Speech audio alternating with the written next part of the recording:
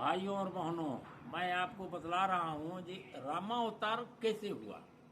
और रामावतार हुआ तो सीता की खोज के लिए गए हैं, रावण के साथ युद्ध किए हैं, तो उसमें बंदरी सेना ही क्यों ले गए? क्या उनके पास और सेना नहीं थी?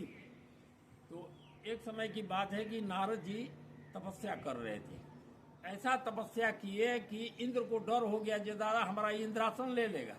तब वो अपना कामदेव को बुलाए, बोले जे जा करके इनको तपस्या को भंग करो। कामदेव सारी कोशिश करके हार गया, लेकिन नारद जी का तपस्या भंग नहीं हुआ। तब नारद जी को घमंड हो गया जो हम तो कामदेव को जीत लिया। तब दौड़ के ब्रह्मा जी के पास गए, बोले हे पिताजी हम तो कामदेव को जीत लिया।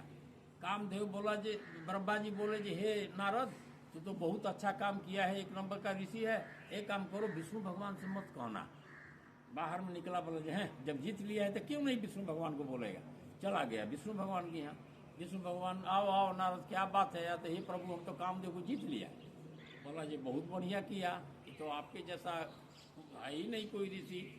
तब देखा विष्णु भगवान जी इसको तो घमंड हो गया, इसके घमंड को चूर करना है। तब बीच रास्ते में एक बहुत विराट नगरी बनाया। उसमें सील निधि नामक राजा था, उसकी एक लड़की थी, उसका स्वयंवर बनाया, स्वयंवर हो रहा था। उस लड़की के हाथ में लिखा था कि जो इसे शादी करेगा वो अजय अमर हो जाएगा। नारद भगवान उसी रास्ते से जा रहे थे, देखे भीड़ पहुंच गए। राजा इनका खूब खातिर किया, खातिर करके इसके बाद बोला हे ऋषि आप हमारा लड़की का हाथ देखिए।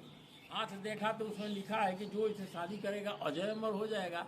अब हो गया नारद जी को, दादा हम ही काहे नहीं शादी कर रहे अजय अमर हो जाए, कोई हमको मार नहीं सके। इसके लिए तो स्वयंवर में तो रूप चाहिए, चेहरा चाहिए। तो चलो विष्णु भगवान से मांगेगा। तब विष्णु भगवान से बोले जी हे प्रभु आप अपना चेहरा थोड़ा देर के लिए दे दीजिए ताकि मैं उस लड़की को वर्ण कर सकूं। विष्णु भगवान बोले ये अच्छा बेटा, अब तो तुम्हारा घमंड को चूर करना है। तो विष्णु भगवान अपना चेहरा दे दिया और मुख बंदर का बना दिया। इसके बाद स्वयंवर में बैठे हैं, लड़की आती है जयमाला पहनाने के लिए, मुंह फेर लेती है इनका मुख देके। तो शिव जी का दो गण बैठा है, बोलता है अरे कम से कम ग्लास नहीं है तो जाके पानी में तो मुंह देख लो। अब इसके बाद अब जो विष्णु भगवान आते हैं भेष बदल के, लड़की को जयमाला पहना के लेके चले जाते हैं। ये जाता है जाके पानी में मुंह देखता है तो मुख बंदर का है। तब जाके विष्णु भगवान के पहुंचता है, जाके उनको उल्टा सीधा वो श्राप देता है। बोलता है जी आप किसी का भला नहीं कर सकते, जाइए मैं आपको श्राप देता हूँ कि जिस तरह नारी के वियोग में मुझे तड़पाया है ना, आप भी नारी के वियोग में तड़पोगे। और जैसा मेरे को बंदर का मुख दिया है ना, यही बंदरी सेना आपको